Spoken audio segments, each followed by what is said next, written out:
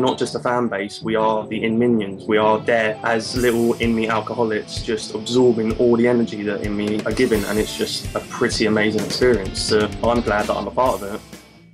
Every single one of their fans will be attending like at least 2 or 3 gigs on any tour of theirs. I would sell my soul to be able to go to every single venue and just be able to experience what InMe feel, be able to experience the live buzz, not just for a couple of nights, but every night for a month. We always do speculate before a tour or a gig. Shall we look at the forum? Shall we look at the set list? It would be quite good to be a fly on the wall in the rehearsal space. I mean, obviously, to see the workings of how the songs are put together, their sort of musical partnership, because that's something we only really see on stage, whereas in the rehearsal space, you can see it all coming together. I don't think that would be a good idea if I could actually be there and, you know, just witness it for myself. I think that I completely break down with nervousness, you know, because I idolise them that much. So I couldn't be a fly on the wall, because then I'd would almost feel like I'm intruding on God. But obviously, as a fan, I'd want to be there. I'd love to just have a spotlight view on what actually goes on when InMe are creating this fantastic music. Maybe not a fly on the wall, maybe more of a fly on Dave, but then I might get swatted, which wouldn't be too good.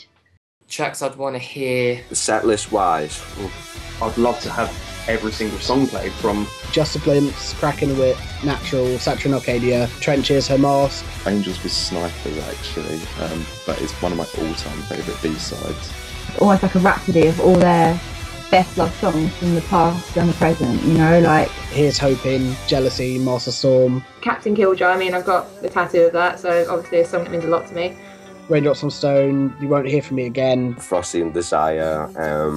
I want to hear Silver Womb live.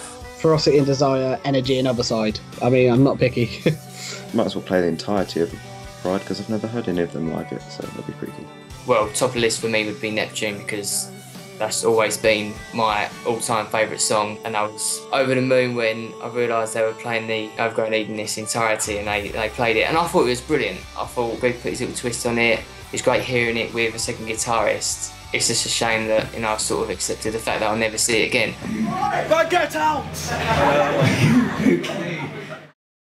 Generally, I think everyone is appreciative of the fact that InMe are largely massively underrated. I mean, I have no idea why they're so underrated. Maybe people are just stupid and they don't know what they're missing out on. They are 100% the most hard-working band in the music industry, completely. Like increasing amounts of effort that they've put through all of the albums that they've done. And I think most of that does come from they have like such a loyal fan base behind them. Because they've got such a good relationship with them, it does motivate them more to do what they do. Musically, every part of it is diverse, interesting. None of it's just relying on cheap old chord progressions, boring stuff that we've heard 1,000 times before. They've got their own unique style. Some of the songs are so complex and there's lots of stuff going on in there, and I think just the song calibre in general has just gone up loads, and it's just... What I want to say to people is that they need to sort of listen to the new stuff and think, right, this is InMe now. Harold Moth was an absolute brilliant album. The guitar work on that's lovely. Harold Moth back there, my favourite album of all time.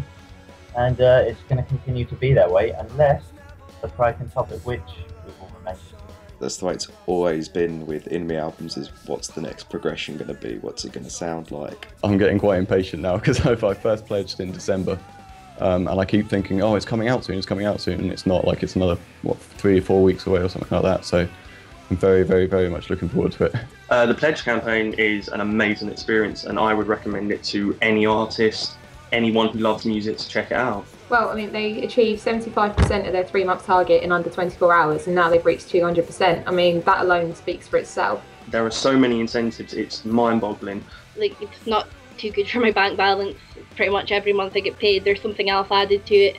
But due to just trying to hold back and not spend so much money, because I've hit over the 1,000 mark. I think I'm on about 1,200. It's such good value for money. I mean, £8 you get loads of free tracks, rare tracks, pictures, videos. I mean, it's such good value for money. I think that's what draws fans in and keeps them interested.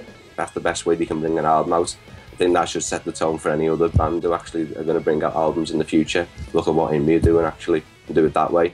Who's to say that the next album won't be the breakthrough, the second breakthrough even? I think all the InMe fans would be really made up for them and be like, yeah, they deserve this because the hours they put in and the quality of the albums and the songs, and the new album should hopefully do that for them. You know, to see them being played on the radio, being played on Kerrang, like as much as they were with Overgrown Eden, I think it'd just be brilliant to see. And InMe is just an experience where they get you hyped up and they really get you going, and it's just the atmosphere and the energy they put into the playing live is just incredible.